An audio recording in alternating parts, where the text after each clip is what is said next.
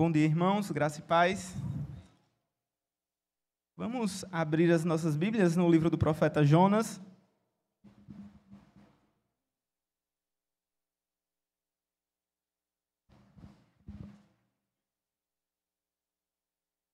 Capítulo 1, a partir do versículo 17.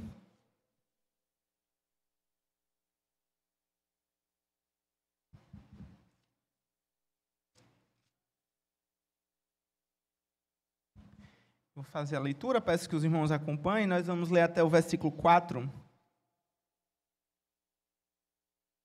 Diz assim a palavra do Senhor. O Senhor ordenou que um grande peixe engolisse Jonas, e Jonas esteve 3 dias e 3 noites no ventre do peixe. Então Jonas, do ventre do peixe, orou ao Senhor, seu Deus, e disse: Na minha angústia clamei ao Senhor, e ele me respondeu. Do ventre do abismo gritei, e tu ouviste a minha voz, pois me lançaste nas profundezas, no coração dos mares, e a corrente das águas me cercou. Todas as tuas ondas e as tuas vagas passaram sobre mim. Então eu disse: estou excluído da tua presença. Será que tornarei a ver o teu santo templo? Amém. Vamos orar ao Senhor. Pai amado, nós te louvamos e te agradecemos, Senhor, porque o Senhor preparou um dia na semana, Senhor, e o santificou, Deus, e nos deu, Deus, de presente, Senhor, para que nós pudéssemos, Senhor, desfrutar esse dia de forma especial na tua presença, Deus. Não que no decorrer da semana nós não tenhamos que buscar a tua face, Senhor, mas hoje é um dia especial, uma porção de tempo sagrado, e nós te louvamos, Senhor, porque o Senhor nos deu esta porção, ainda que muitas vezes queiramos usá-la, Senhor, de maneira inapropriada, Senhor, mas nos dá graça, Senhor, nos dá graça, Senhor, de meditar na tua lei, meditar na tua bênção sobre nós, que o Senhor tem derramado para a tua igreja, inclusive no dia do domingo, Pai. Em nome de Jesus, nos abençoa nessa meditação que iremos fazer, fala conosco, é o que nós pedimos em nome de Jesus. Amém.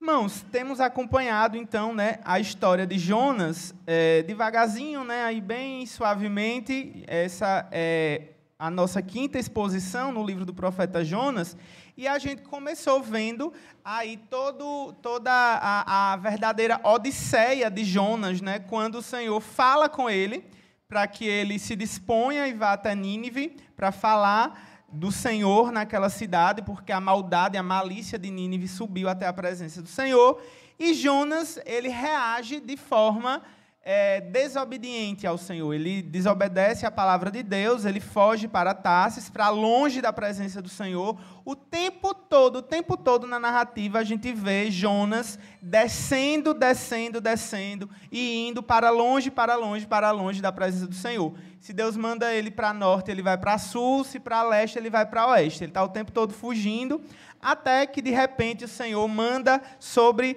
aquele navio, sobre aquele mar, onde o navio estava navegando uma tempestade. Vocês conhecem a história, nós vimos até aqui. Jonas, então, é lançado no mar pelos marinheiros, que não conseguem outra alternativa. Eles até tentam, pelas suas próprias forças, não conseguem, e Jonas é lançado ao mar. Jonas, ele não esperava pelo que aconteceu, irmãos? Foi uma surpresa para ele. Até porque, como eu disse até na outra vez que eu estava falando, se Jonas imaginasse que ia ter um peixe ali, para dar uma carona para ele mesmo poderia ter pulado, Ele não pulou porque ele estava com medo, ele imaginava que ia morrer. Mas, então, ele é surpreendido pela graça do Senhor, através desse grande peixe que engoliu Jonas, e ele fica ali nesse peixe 3 dias e 3 noites no ventre desse peixe. Irmãos, esse versículo 17 ele é muito importante, porque é justamente esse versículo que vai ligar a história de Jonas com a história de Jesus, lá no Novo Testamento. Jesus, ele se identifica com o profeta Jonas, quando aquela geração má e adúltera, como ele se refere àquelas pessoas, pedem um sinal. E ele disse: olha, nenhum sinal vai ser dado, senão do profeta Jonas. Qual é o sinal do profeta Jonas? Ele esteve 3 dias e 3 noites no ventre do peixe. Então, por que a gente conhece o Novo Testamento? Porque a gente conhece o que isso significa, o fato de Jesus ter morrido e ressuscitado. Essa história de Jonas, essa oração de Jonas, eu dividi justamente em 2 partes, porque a gente vai acompanhar o ciclo de Jonas morrendo e ressuscitando. Metaforicamente, claro, né? Claro não, porque tem alguns até que vão sugerir que talvez Jonas realmente tenha morrido e ressuscitado. Mas, como isso não é claro no texto, né? Então a gente pode inferir, no mínimo, que Jonas aqui morreu e ressuscitou metaforicamente. Isso que significa os 3 dias e 3 noites. Significa que foi 36 horas exatamente? Não, até porque a história de Jesus também aponta, né, que ele passa, né, uma parte do primeiro dia morto, aí o segundo dia completamente morto, e no terceiro dia mais uma parte desse dia morto. Mas não foi 36 horas. Né? Então, esses números na Bíblia, irmãos, não tem uma preocupação tão assim exata como às vezes a gente quer que tenha. Né? Do mesmo jeito, esse peixe, né, esse bicho que engoliu Jonas, também a gente não vai conseguir identificar uma espécie exata, né, daquilo que foi mandado até Jonas. E também não é importante, sabe? O que é interessante é que as pessoas evitam a baleia, né, porque o texto não fala sobre baleia, fala sobre um grande peixe, e a baleia é um mamífero, né, mas lembrem que naquela época, irmãos, não tinha preocupação assim, taxonômica, né, de classificação das espécies como a gente tem hoje. E nas minhas pesquisas, o que eu achei curioso, né, eu me surpreendi, foi a primeira vez que eu tinha lido sobre isso, dessa vez agora pesquisando, é que os comentaristas acreditam que foi mesmo uma baleia. Olha que coisa, né? A gente fica evitando a baleia, mas foram feitos estudos, né? Estudos, e muito se evitou a baleia porque ela tinha uma garganta, muitas espécies, a maioria talvez, come algas, né? Então ela tinha uma garganta estreitinha. Só que existem muitas espécies que poderiam ter comido Jonas, né? Poderiam ter abrigado Jonas. E por que eles preferem a baleia do que um peixe mesmo? Porque a baleia volta à superfície para respirar, né? Não que Deus não pudesse milagrosamente ter deixado Jonas 3 dias e 3 noites ali com ar suficiente para ele respirar, né? Mas, se a gente for pensar em algo mais biológico mesmo, a baleia é uma boa opção, porque ela vai pegar ar de tempos em tempos. Jonas, ele está lá, então, irmãos, dentro do ventre do peixe, e ele finalmente ora ao Senhor, né? Jonas, né? Você demorou tudo isso para orar ao Senhor. Tem uma história que um dos comentaristas também conta, né, que se estavam numa igreja um dia, estava acontecendo algumas situações, e aí um irmão chegou para o outro e disse bem assim: irmão, eu acho que nós precisamos orar. Aí ele disse: já chegamos nesse ponto? Será que agora a gente já chegou nesse ponto? Sabe, irmãos, às vezes a gente ri, né, acha uma coisa engraçada, mas é o que aconteceu com Jonas, né? Chegou o ponto dele precisar estar dentro do estômago, dentro da boca da baleia. Não sei quando ele começou a orar, só em que parte do corpo dela, né?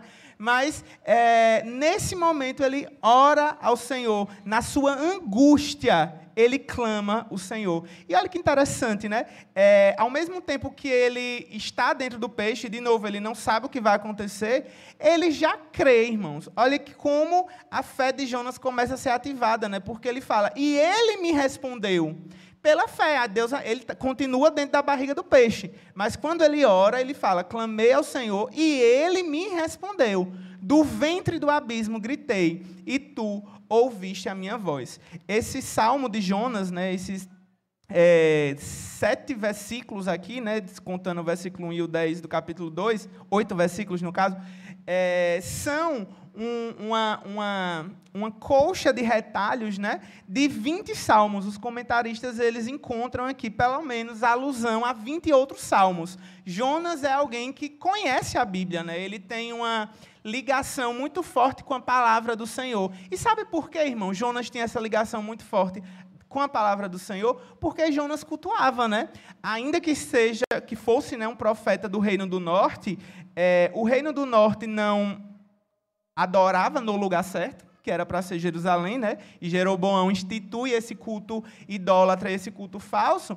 Mas Jonas, como profeta de Deus, ele tinha condições, ele tinha ferramentas, né? Ele sabia como Deus funcionava e como o que a palavra de Deus falava sobre ele, né? Inclusive, é isso que ele diz para os marinheiros, né? Que Deus é um Deus que fez o céu e a terra e mar. A teologia de Jonas não é ruim, irmãos, entende? Ele é um bom teólogo, né?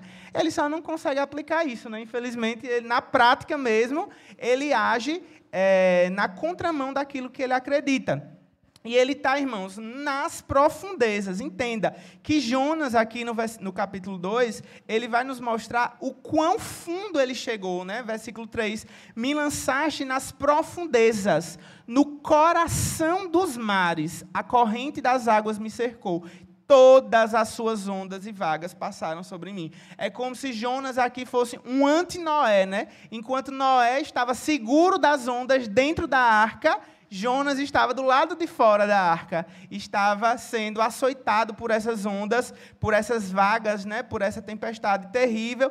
E aí, no versículo 4, é interessante que, embora no versículo 2 ele tenha crido que Deus estava ouvindo a oração dele, ainda assim ele mostra um medo de ter ido longe demais, né? No versículo 4 ele falou, ele revela isso, né? Será que eu estou excluído da sua presença? Será que dessa vez eu fui longe demais? Assim, será que Deus ele está me dando esse tempo aí para eu me arrepender e morrer, né, logo depois? O que será que vai acontecer comigo? Será que eu tornarei a ver o seu santo templo? E, de novo, Jonas, como profeta do norte, não está se referindo ao templo de Jerusalém, propriamente dito, né? Ele está pensando no templo celestial, aquele templo que Isaías vê lá no capítulo 6, né? Quando ele vê o Senhor assentado sobre um alto e sublime trono e tal. Vocês conhecem o texto.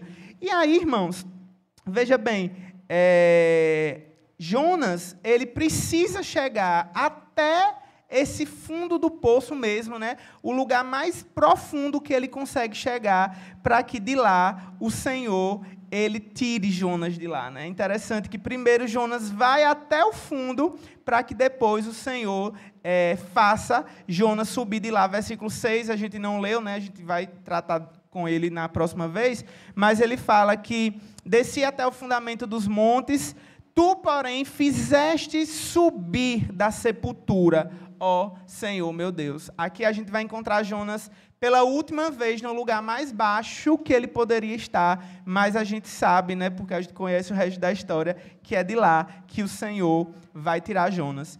Irmãos, o que está acontecendo com Jonas é algo que é difícil da gente apreciar quando está acontecendo com a gente, sabe?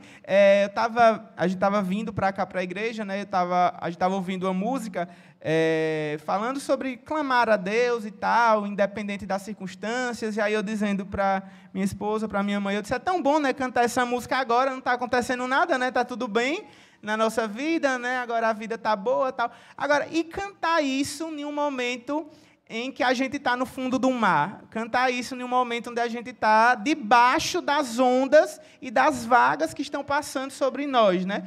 Cantar isso nessas horas, irmãos, é mais difícil. Infelizmente, a gente tem essa dificuldade e a gente fica se perguntando, né? Se nós somos filhos, por que isso está acontecendo conosco? Porque nós somos filhos, irmãos. E o Senhor disciplina aquele que Ele ama. Não é que Deus ele queira bater Jonas, né? E não é que Ele queira nos bater, mas Ele quer nos tornar santos. E para isso acontecer, às vezes a gente vai experimentar até o gostinho do inferno. Um comentarista fala isso. Se for preciso, Deus vai dar um gostinho do inferno nessa vida, para a gente não precisar experimentar o inferno na vida posterior, na vida por vir, sabe? E não tem problema. A disciplina dolorosa do Senhor, né, por mais que no momento seja estupidamente desagradável, ruim, sabe aquela sensação quando você bate o dedinho no móvel, assim, aquela dor assim, lacinante que chega, toma você por um instante, você pensa que não vai passar, você sabe que vai passar. E é rápido, né? Até logo nos minutos seguintes aquilo passa. É aquela dor que você tem e, sei lá, quando se corta, né? A irmã Elma colocou um espeto dentro da mão, achou, misericórdia, irmã, eu só fico imaginando a cena, né? Mas ela foi lá e puxou. A dor não durou para sempre, né? Foi aquele momento ali e ela, logo em seguida, está bem, já está aí cicatrizado, graças a Deus. Irmãos, muitas vezes a gente vai ter que experimentar mesmo dores, vai ter que experimentar essas ondas, experimentar da disciplina do Senhor, mas esse pensamento de Jonas, né, de que ele estaria excluído da presença de Deus, será que ele vai tornar o seu templo, que também às vezes nós pensamos, nós sentimos, ele é desfeito, ele é completamente esfarelado quando a gente vê e contempla a misericórdia do Senhor para alguém, por exemplo, como Pedro, né? Como Paulo. Pedro, eu digo Pedro porque foi um discípulo ali, andou com Jesus 3 anos, pelo menos, né? E disse tantas coisas para Jesus, fez tantas juras de amor.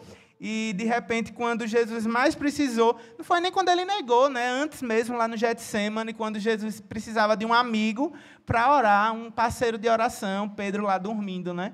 Pedro não consegue ficar acordado, não consegue vigiar ali com o seu amigo, depois nega o seu amigo, né? Porque não vigiou, se ele tivesse vigiado antes, né? Talvez não tivesse negado, mas há esperança, irmãos. Jesus vai lá e restaura Pedro naquela praia, né, naquele texto tão bonito no final de João. Ele restaura Paulo e faz dele um pescador de almas também, né, como fez com os outros discípulos, ainda que tardiamente. Há esperança, irmãos. Há um Deus de misericórdia, inclusive para Manassés. Lembram lá de Reis, né? Como um Deus ele tratou até alguém como Moisés, como Manassés. Então, irmãos, lembrem, a misericórdia de Deus está disponível. Deus ele tem graça para a gente. E o que a gente precisa fazer é como Jonas, mesmo que esteja debaixo da água, é orar ao Senhor. É oferecer a Deus, por meio da fé, as nossas súplicas, para que a nossa oração alcance o trono da graça, né? Alcance o templo do Senhor. E o Senhor nos promete que aquele que vem a Ele não lança fora, irmãos. Pelo contrário, Ele acolhe, Ele perdoa, Ele restaura. Então vamos fazer isso que Jonas fez nesse momento, vamos fechar os nossos olhos e orar ao Senhor por sua graça.